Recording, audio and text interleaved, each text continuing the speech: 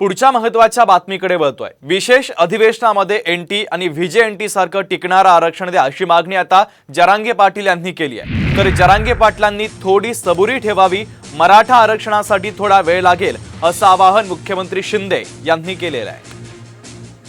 वेळ जो मागितला आपला दुसरा प्रश्न आहे ते क्युरिटी पिटिशनचा विषय, म्हणजे अहवाल आला पाहिजे राज्य मागासवर्ग आयोगाचा, त्याच्यासाठीचा तो विषय। आम्ही ते आरक्षण नाकारलेलं नाही आहे, मराठ्यांनी नाकारणार सुद्धा नाही, परंतु त्यात काही किंतु परंतु आहेत। ते आरक्षण एनटी व्हीजेएनटी सारखं टिकणार आहे का, तर याचं उत्तर माझ्या मतानं नाही आहे। कारण 50% वर जात आहे आणि इंदिरा साहनीचं जजमेंट सांगतं 50% वर नाही टिकू शकत। मनोज जरांगे असतील किंबहुना इतरही जे कोणी असतील त्यांनाही माझं आव्हान आणि विनंती आहे की सरकारवर विश्वास ठेवा। कारण विरोधी पक्षाने देखील जेव्हा आम्ही सर्व पक्षीय बैठक घेतली होती मुंबईमध्ये, त्याही वेळेस सगळ्यांच्या सह्या त्याच्यावर आहेत की हे जे काही काम आहे त्याला थोडा अवधी लागणार आहे, वेळ दिला पाहिजे।